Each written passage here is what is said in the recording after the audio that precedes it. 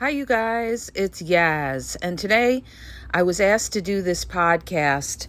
They wanted me to do a podcast on how to spot a covert narcissist in the beginning on a date, okay?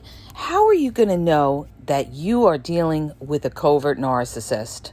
Well, I'm going to give you some clues and red flags that you could be dealing with a covert narcissist when you're out on a date. First of all, let me just say one thing. You cannot generally know on a first date everything, okay? It takes time to get to know somebody, but here are some red flags, okay? And this is one of the biggest red flags that you're going to find. When you go out with a covert narcissist, they are going to be not just nice, okay? Not just nice like a normal person is nice on a date. They're going to be over the top nice. They're going to kill you with kindness and flattery. And, the love bombing is going to be over the top, okay? Over the top. They're going to, really lay on the sugar when you go out with a covert narcissist. You're going to feel, your head is going to be in the clouds. When you go out with a covert narcissist, your head will be in the clouds because this is how they hook people. With, excessive kindness, flattery, favors. So one of the ways you're going to know that you're dealing with a covert narcissist is it's too good to be true, okay? Almost too good to the point of over-the-top fakeness, all right?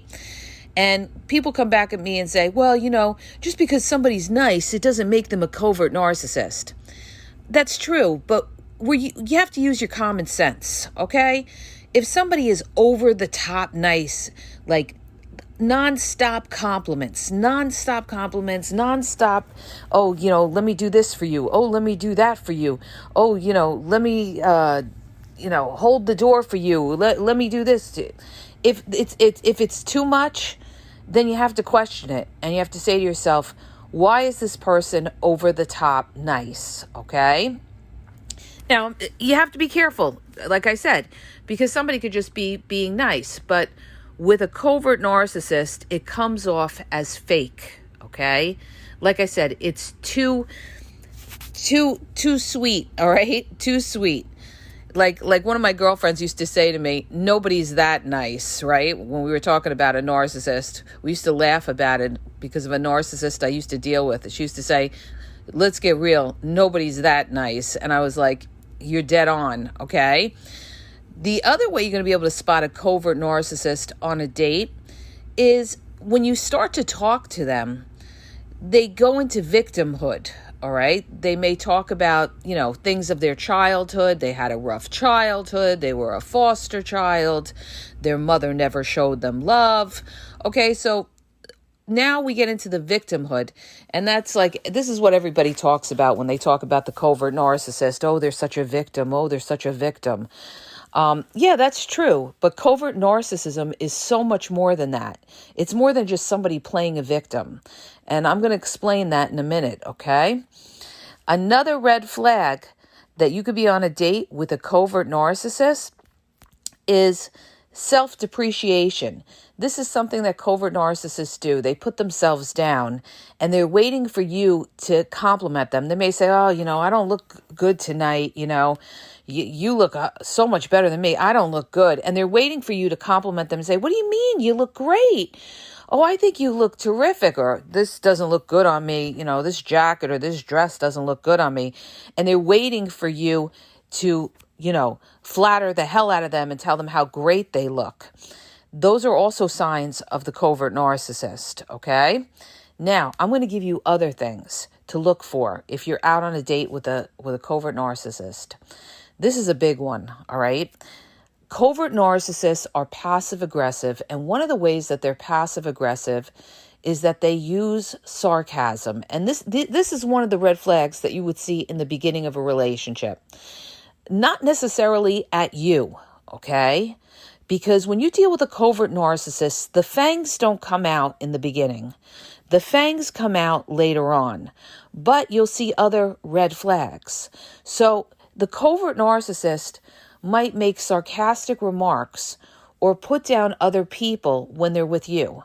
So You might be at a restaurant and they're making sarcastic remarks about somebody in the restaurant, the waiter, the waitress, somebody at the other table, okay? They're putting somebody down, okay, that they don't even know, and they're making sarcastic remarks. And you may laugh along with them because they're trying to be funny, they're trying to make a joke.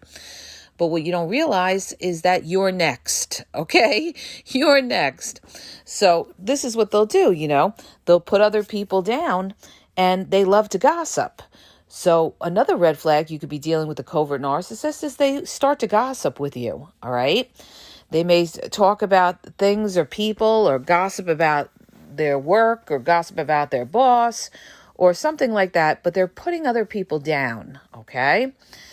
Now, another red flag that, a way to spot a covert narcissist on a first date or a date, darting eyes, okay? Darting eyes and shifty eyes. Covert narcissist, a lot of times you can read them by their facial expressions, especially if you know covert narcissist. If you know facial expressions of the covert narcissist, you're going to be able to spot them dead on, all right? Let's say you're sitting down at a table at a restaurant. Their eyes are going to be all over the place. They're studying everything. They're studying the place. They're studying the people around. They don't miss a trick, okay? Trust me when I tell you, because the closest people to me in my life were covert narcissists, and I studied these people inside out, and they were also very, emotionally abusive. So I know these people inside out, and one of the things that they do is they study everything. So when you're out on a date with a covert narcissist, you're going to be sitting there, and their eyes are going to be all over the place, and they're going to be studying everything. They're going to be taking it all in, all right? I'm going to give you guys an example. Like, I was married to a covert narcissist for over 13 years. And let me tell you something. He was one thing I'll say about him. He was really sharp. Okay. He didn't miss a trick. He noticed everything, like where we lived. He noticed if somebody, changed, painted a door. He noticed if a business changed. He noticed if anything that was around the neighborhood or other people, he always noticed. And like, I would drive right by. I wouldn't even notice half these things, but he always noticed. He would say, "Oh, did you see that they did this? Did you see that they did that? Did you?" And I'm saying to myself, he doesn't miss a trick. Even like when he was around my family, he would notice different things in my family that I didn't even notice. Okay. So that's the way they are. Like, if you go out on a date with them, they're going to be sizing everything up, looking at everything, and their eyes will be all over the place. Unless they have the sunglasses on, then you can't see where their eyes are. But they're going to try to be very attentive with you because they don't want to give off that vibe that, they're studying everything. So the most attention that you're going to get from that covert narcissist is going to be in the beginning on that first or the beginning dates. But as the relationship would progress, you're going to see that they're really not going to pay any attention to you whatsoever, because now they have you, and they're going to be really, when you go out with them, they're going to be looking at everything else. And it's not just, for supply. It's just that they're very nosy and they take everything in. So ways you're going to know you're dealing with a covert narcissist is they're studying everything wherever you go out, and they're looking at everything, and they're making sarcastic remarks. They have the shifty eyes. They may be talking to you, but you see their eyes shift to the side because somebody walked by, and maybe they are checking out the other supply that's around, or they're just studying and looking at everybody. Okay. Now, things that the covert narcissist would say on that date are such as this, okay? They would say things like, like let's say you were talking to the covert narcissist and you said, my ex cheated on me and everything in my past relationships. They're going to try to portray the exact opposite of what your ex did. So they'll say something like, "Oh, I could never do that because I've been cheated on and I know how that feels. I could never do that to somebody because I know how that feels," and everything like that. And you're saying to yourself, "Oh, they would never cheat. They know how it feels." No, they're just playing you. Okay. The other thing they'll do is they'll play innocent. All right. This happened all the time. I noticed this when I was out in the dating world. Oh my gosh. I noticed this when I was like on the dating apps. They all do this. They all play the innocent card, and they'll say things like, let's say you met them on a dating app, right? Now you're out on a date, and they'll say something like, oh, my sister put me on the app, or I just got on the app. They all say they just got on the app. Meanwhile, they've been on the app for like years. Okay. They're such liars. So they'll play little Mr. or Mrs. Innocent. So I didn't even know how to use the app. I had to have my best friend show me how to use it. Or I don't know. What is a dating app? I actually had somebody ask me that. It was like such a joke. He was like, oh, I don't use them. Well, what's a dating app? Meanwhile, he knew exactly what a dating app was. Okay. But this is how they try to play that they're innocent. They're not out dating much, meanwhile, they're on every single dating app. They're the biggest players. All right. Another thing that you will notice with a covert narcissist in the very beginning on a date is they may be more quiet and want you to talk more. Okay. Because their whole MO or motive, okay, or their objective is to figure you out. So they're going to want you to talk. And they're going to be very nice listening to you. You may see the smirky smile, like they're trying to pretend like, you're wonderful. They're going to be gazing at you with those, glassy eyes, those gazing eyes, all right? Mesmerizing eyes with the smile, almost the smirky smile, lips closed. As you're telling a story, okay? They may be asking you about, your prior relationships, asking you about yourself, and they're going to sit there across the table with a smile on, lips closed, okay? With the gazy eyes, like just gazing at you. And I had a client one time, I mentioned this in my other podcast. I had a client one time bring this up to me, and she was like, oh, I know he was into me. He kept gazing into my eyes. I could tell he was really hooked on me, she used to say. And I said to her, but then what happened is he ended up ghosting her. Okay. He spent a night with her. Then he left her and said he had to go somewhere. And then when she tried to contact him later, he wasn't picking up his phone. And turns out he was, into somebody else. He was out playing around. And so I said to her, I said, listen, don't go by that goo goo gaga gazy look, because they all do that. This is how they hook you. They make you think like, oh, wow, I'm in love. They give you that look like, I'm in love.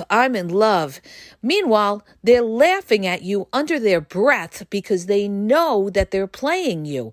They're sitting there staring at you, with that smile, that fake, phony, covert, narcissistic smile, lips closed, okay?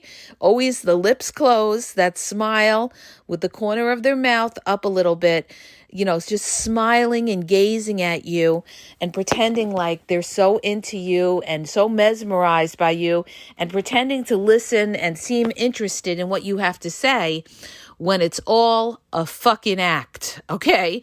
It's all a fucking act. So you can't go by that. You'll know you're dealing with a covert narcissist as time goes by their passive aggressive behaviors. I always bring this up because not enough influencers talk about this with the passive aggression. And, unless you've really lived with a covert narcissist or them inside out, that it goes hand in hand with passive aggressive behavior. And a lot of times you're not going to see that passive aggressive behavior till later on. So it could be a little tricky when you first meet a covert narcissist, because they're not going to show you that those things that they do, those passive aggressive behaviors, till later on. Okay. So I'm talking about in the beginning, on the surface, when you meet them, you're on a date with them.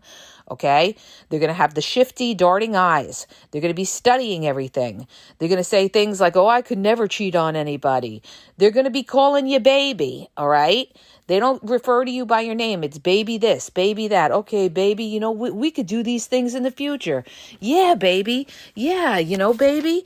They're going to be holding your hand to give you a false sense of security. I had a covert narcissist who did that, okay? And he almost fooled me because we were out on the date and he was like holding my hand and everything. And I'm like, oh, that's so nice and everything. Meanwhile, it was all part of the performance. And the Oscar goes to...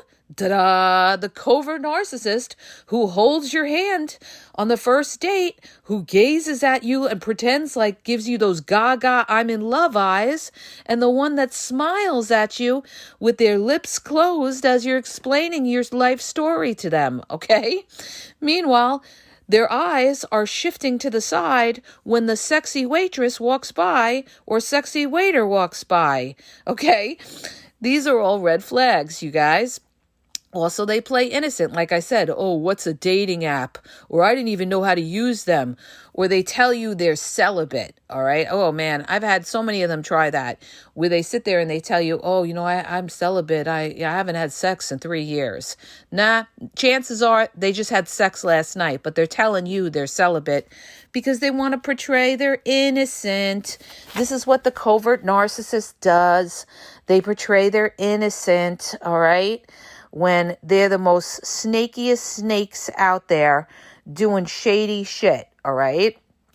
So they'll talk about how they're celibate. Then what they might do is they're going to tell you a sob story. They may tell you this on the first date. They may not, okay? But it'll be in the beginning. Some sort of sob story. And then they'll tell you, I never told anybody that. I never told anybody that. So you're thinking, oh, I'm so special. They never told anybody that. Oh my gosh, they must really, really like me because they told me that. No, you just got played, okay? You just got played. This is how they try to fool you, you guys, all right? Another sign of a covert narcissist. Now, this one could go both ways, okay? A covert narcissist can portray they have money, all right? Some of the covert narcissists like to brag and portray they have money, and then some of them will complain about money. They can't pay their bills. Now they're dry begging. They're telling you all their problems, making you feel bad. Oh, I got to notice they're going to turn off my electric. Yeah, I got to figure it out. Oh, my kid needs new shoes for school. But I didn't get paid this week. I'll have to figure that out. And you're sitting there like, what the fuck? Okay, why is this person telling me all their problems? They're dry begging. They're looking for you to say, don't worry, you need money. Can I help you? Now, some of them will do this in the very beginning, okay? Some of them will do it in the very beginning. They will dry beg for money.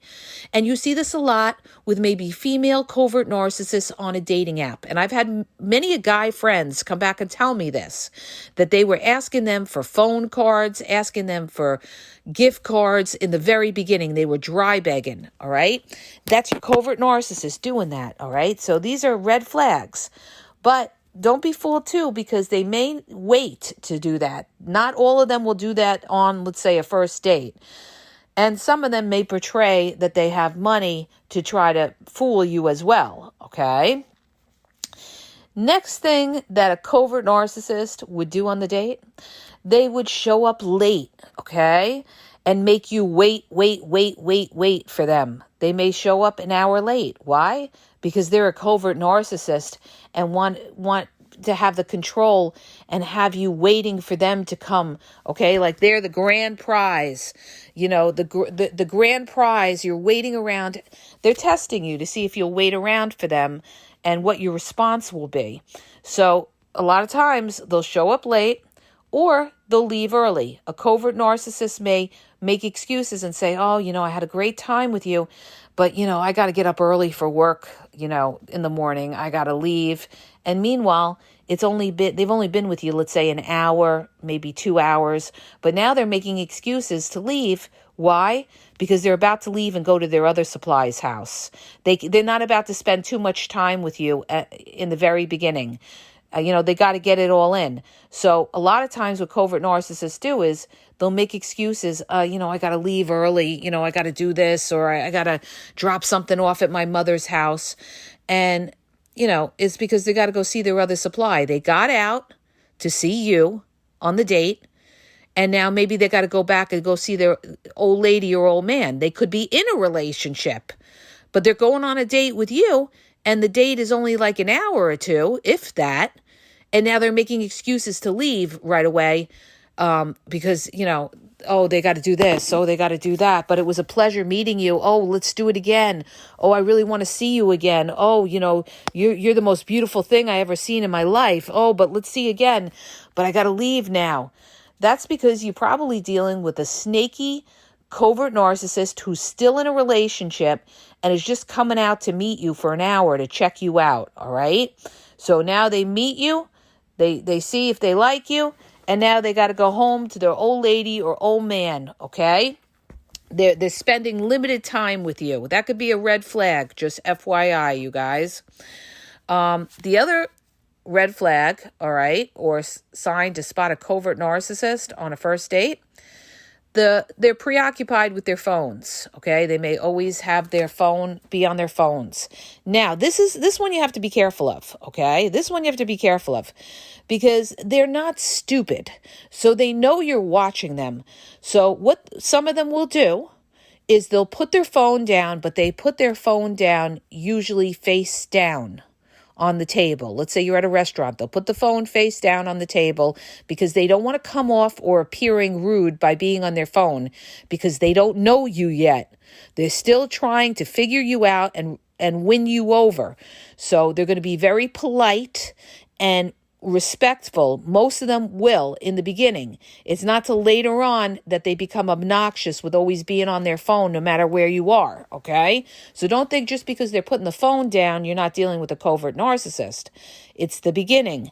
They're trying to fool you and making you think that they're, not a person that's on their phone 24/7 and that they're there and they're focused in on the date. And I've actually been on dates like this where I was out with covert narcissists and they did have the phone to the side and the phone was flipped down, or they had the phone up and maybe their notifications were off, okay?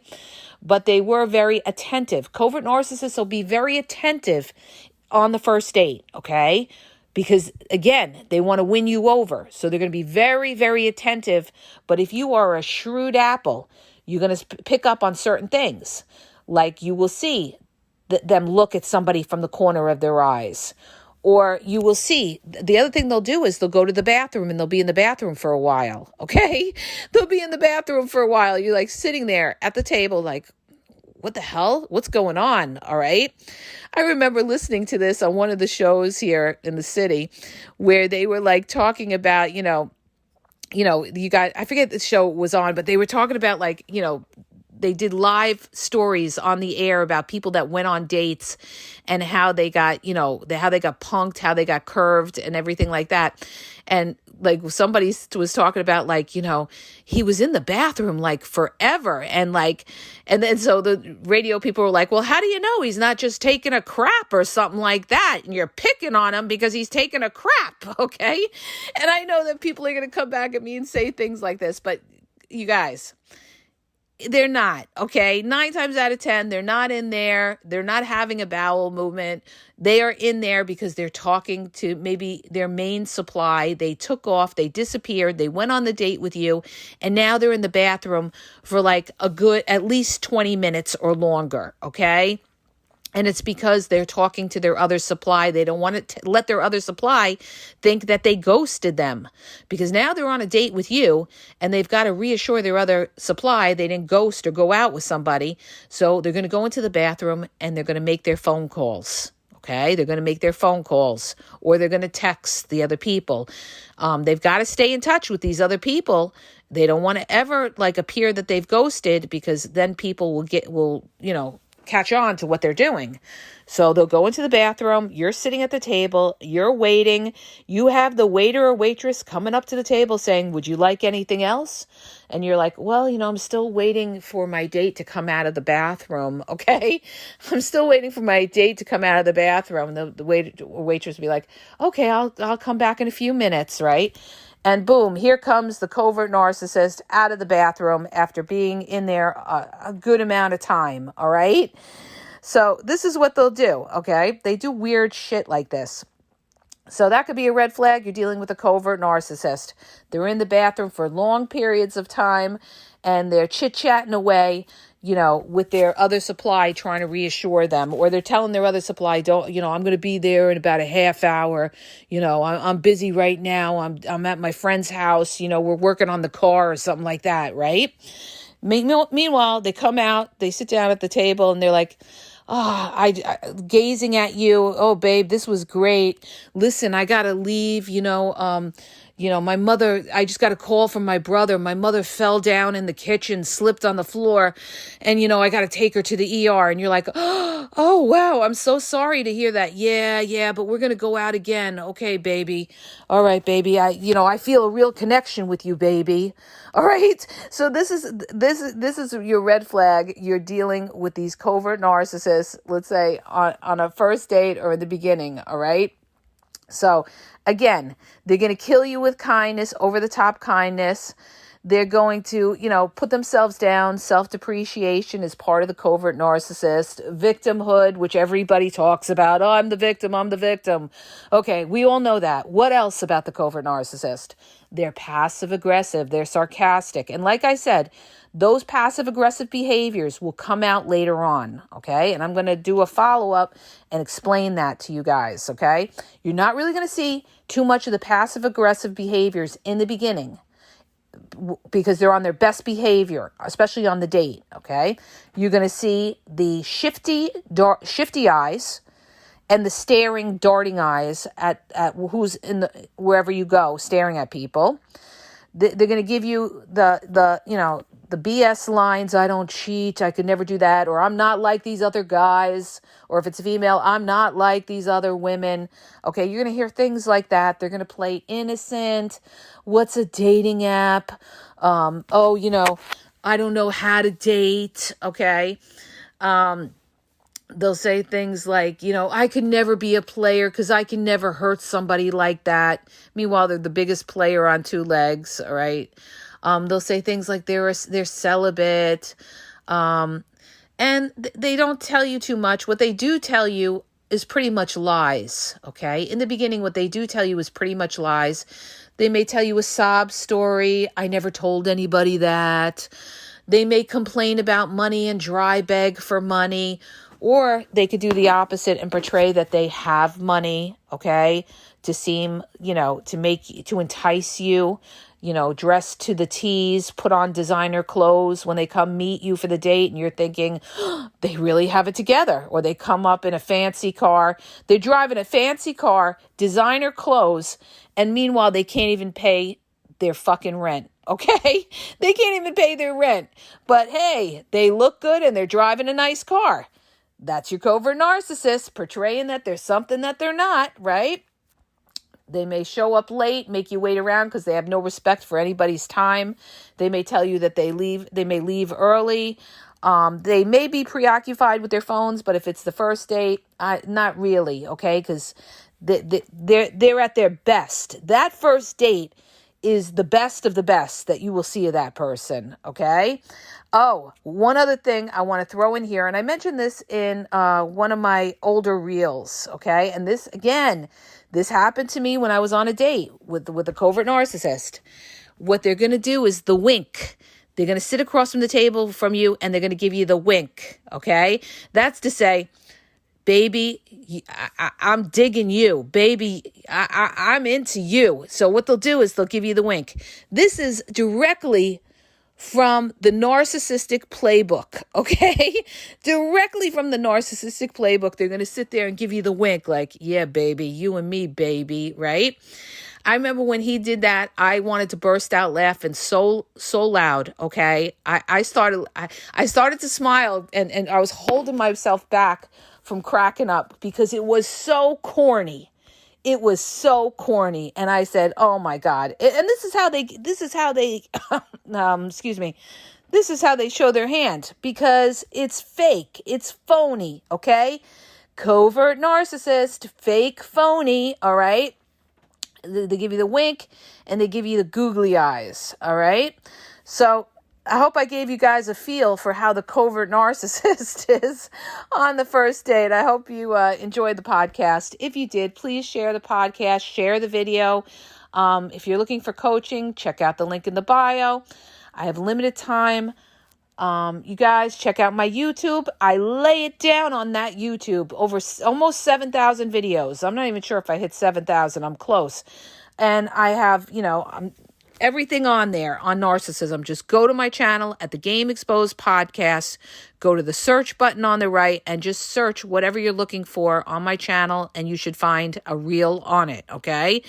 Like a lot on covert narcissists, because I know these people inside out.